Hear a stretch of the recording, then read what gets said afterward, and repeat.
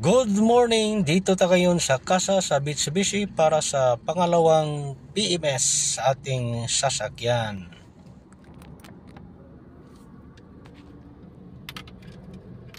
Medyo masama ang panahon ngayon kasi dahil sa bagyong Bibingka, international name na papasok ngayong araw sa ating bansa. Kaya medyo may habagat na dito sa lugar namin at ulan. Ayan, papunta tayo ngayon sa Casa para sa pangalawa na PMS sa ating sasakyan at magkano ang babayaran natin mamaya pagkatapos ng service. Ayan guys, papunta tayo ngayon sa Casa.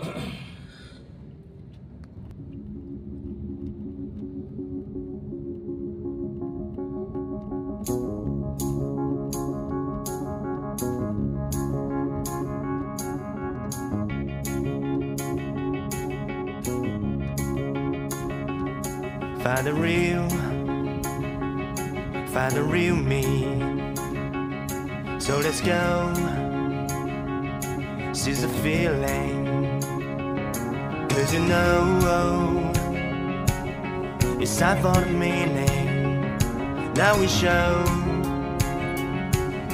we're coming to win it.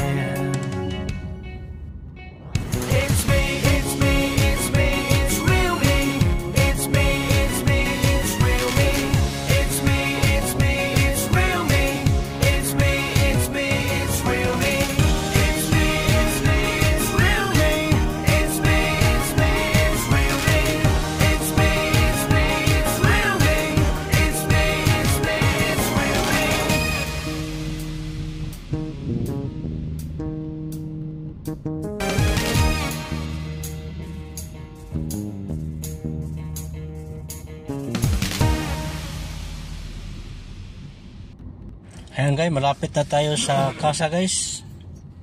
Liliko tayo maya ng konti pakanan.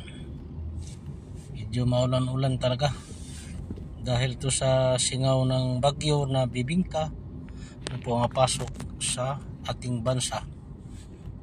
Ang sentro ng bagyo tumama sa Luzon at dito sa ating probinsya medyo habagat ang pumasok natin, parang singaw sa bagyo at mga ulan, pakalat-kalat na ulan guys.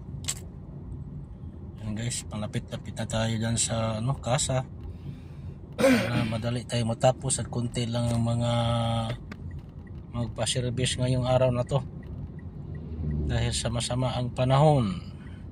Yan guys, don't forget to subscribe my channel para laging updated sa ating mga sumusunod na ating i-upload na mga videos guys. Ayan, ito na yung Mitsubishi Casa. Liliko na tayo sa ating sasakyan. Ayan guys, pasok na tayo sa loob.